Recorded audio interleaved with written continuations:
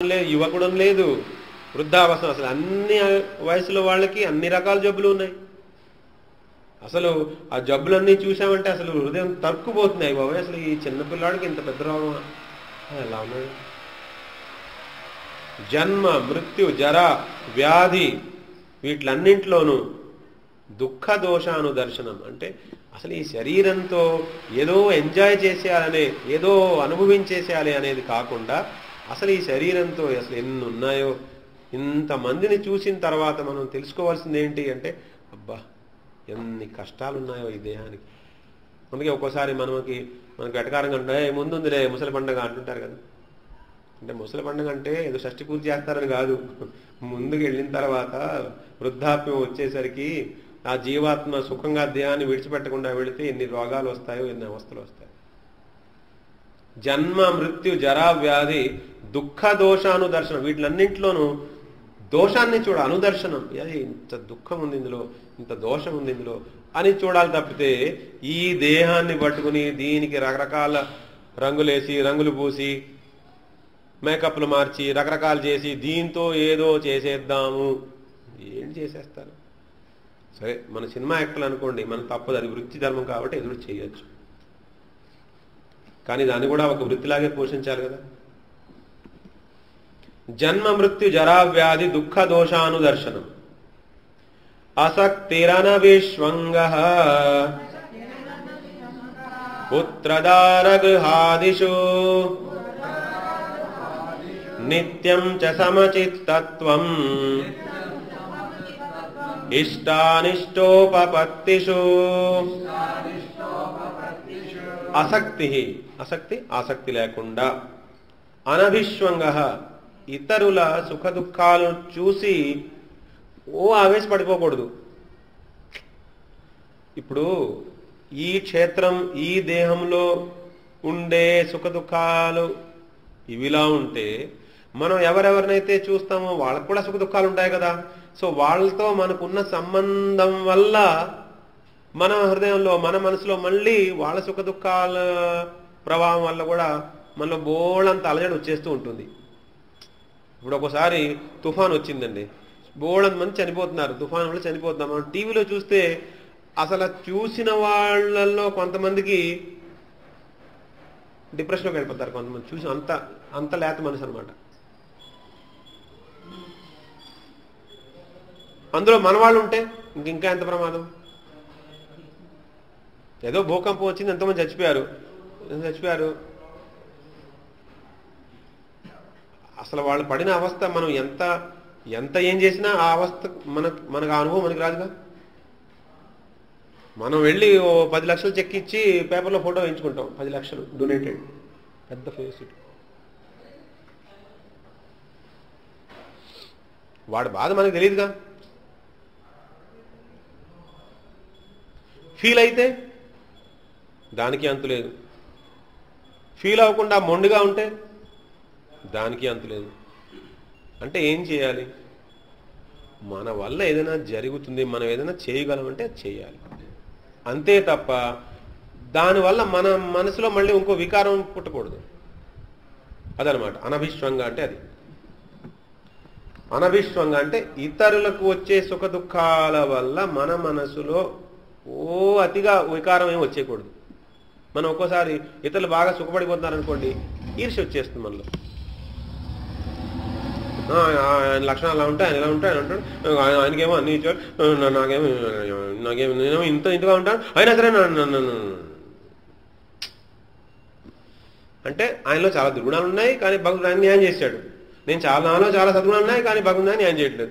ఇది అక్కడ న్యాయం, ఇది గోల లోపల.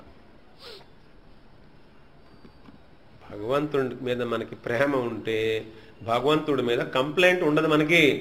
ఎవరినైతే మనం ప్రేమిస్తామో వాళ్ళ మీద కంప్లైంట్లు చెప్పాం. ఇటువైపు ఉన్న క్షేత్రంలోంచి ప్రేమించదగే విషయం ఏమీ లేదు కాబట్టి కంప్లైంట్ చేయవలసిన విషయం కూడా ఏమీ లేదు. మన ప్రేమని స్వీకరించాలన్నా, అక్కడి నుంచి మనకు మళ్ళీ ప్రేమ రావాలన్నా ప్రేమ స్వరూపుడు శ్రీకృష్ణుడు. మన ప్రేమని అటు పంపించాలి, కంప్లైంట్లు మానేయాలి.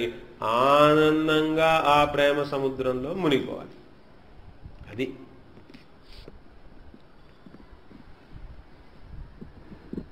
అసక్తిరనవిశ్వంగః పుత్రదార గృహాదిషు. సరే, ఒక మామూలుగా కామన్ మ్యాన్ అంటారు కదా, కామన్ మ్యాన్ ఇరుక్కుపోయే మూడు ప్లేసులు చెప్పారు. కామన్ మ్యాన్ ఎక్కడ ఇరుక్కుపోయి ఉంటాడు? పుత్ర. వాడి దృష్టి అంతా పుత్ర, నా బిడ్డ, నా బిడ్డ, నా బిడ్డ, నీ బిడ్డ అయితే ఏంటి, నా బిడ్డ, నా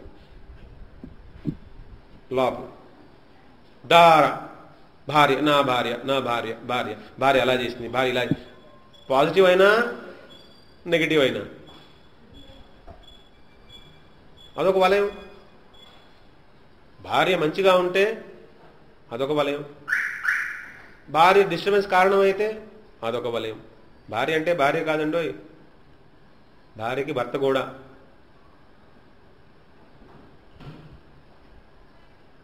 అంటే ఒకరికొకళ్ళు. పుత్ర దార గృహాదిషు, గృహ ఇల్లు, ఆదిషు, ఆదిషు అంటే ఏంటి? ఎట్సెట్రా. ఎట్సెట్రా అంటే డాష్ డాష్ డాష్. అంటే ఈ మూడు కాకుండా ఇంకేమైనా ఉంటే నువ్వు ఫిలప్ చేసుకోవాలి. ఈ మూడు కాకుండా ఇంకేదైనా నీకు ప్రత్యేకమైన ఆసక్తి ఉందనుకో, అది ఫిలప్ చేసుకోను. మళ్ళీ నేను చెప్పాలంటే పుత్ర దార గృహ ఆదిషు అంటే ఈ మూడింట్లోనే కదా ఎక్కువగా ఇరుక్కుపోయేది. లేకపోతే బాస్, ఉద్యోగం, ఆసక్తి. వీటిలన్నింటిలోనూ, ఈ క్షేత్రాలన్నింటిలోనూ ఆసక్తి అంటే బయట అందులో చిక్కు ముడిపోయినట్టుగా ఉండకూడదు. అందులో దూరాలు, అందులో బయటకు వచ్చేయాలి. మళ్ళీ మన పని మనం చేసుకోవాలి. మనం భగవత్ సేవ చేసుకోవాలి, భగవద్గీతలు పాడుకోవాలి, భగవద్ ఆనందాన్ని అనుభవించాలి. అసక్తిరనభిష్వంగ పుత్రదార గృహాదిషు నిత్యం చ సమచిత్తత్వం. నిత్యం ఎలా ఉంటాడు, ఎలా ఉండాలి? సమచిత్తత్వం. చిత్తం సమచిత్త, సమానుడై ఉండాలి. ఎప్పుడు సమానంగా ఉండాలి? ఇష్టానిష్టోపపత్తిషు. మనకి నచ్చిన ఒక్కోసారి జరుగుతాయి, మనకి నచ్చని ఒక్కొక్కసారి జరుగుతాయి. అస్తమానం నాకు నచ్చినట్టుగా జరగాలంటే జరగకపోవచ్చు. అసలు నాకు నచ్చిన ప్రకారంగానే జరగాలి అని పెద్ద సౌండ్ మనలో ఉందనుకోండి, అంటే దాని అర్థం ఏంటి? నేను నాకు నచ్చిన ప్రకారంగానే అనేసరికి మనకి ఏదో వికృతి వచ్చేసిందిగా, ఓ వికారం వచ్చేసిందిగా. దాని తర్వాత ఏదో ప్రాబ్లం వస్తుంది ఎక్కడొక్కడ. అంతా ఆయన వైపు తిప్పాలి. శక్తులన్నీ, మన శక్తులు, మన చుట్టూ ఉన్న వాళ్ళ శక్తులన్నింటినీ ఆయన వైపు తిప్పుతుంటే వాళ్ళు అందరూ హ్యాపీగా ఉంటారు, మనం కూడా హ్యాపీగా ఉంటాం. ఇష్టానిష్టోపపత్తిషు అంటే మనకి ఇష్టమైనవి జరిగినా ఇష్టం లేనివి జరిగినా సమానత్వం. అంటే స్థితప్రజ్ఞ లక్షణాలు చెప్పుకున్నాం కదా. సమాధి, సమానంగా, బుద్ధి స్థిరంగా ఉంది, సమంగా ఉంది. ఇష్టమైనవి జరిగినా ఇష్టం లేనివి జరిగినా సమానంగా ఉన్నాడు, ద్వంద్వాల నుంచి విముక్తుడై ఉన్నాడు. ఇవన్నీ ఉంటే సరిపోతాయా? ఇవన్నీ కష్టపడి సంపాదించే లక్షణాలు అనుకుంటున్నారేమో. అబ్బాయి, ఆయన జాలేసి మళ్ళీ ఒక సీక్రెట్ చెప్పేశాడు ఆయన. ఒక పెద్ద సీక్రెట్ ఏంటంటే, ఈ 20 లక్షణాలు ఒక్కొక్కటి సంపాదించుకునే కంటే ఈ ఒక్క లక్షణం గనక పాటిస్తే మిగిలివన్నీ వస్తాయి. ఏంటది? మైచానన్యయోగేన భక్తిరవ్యభిచారిణీ వివిక్త దేశ సేవిత్వం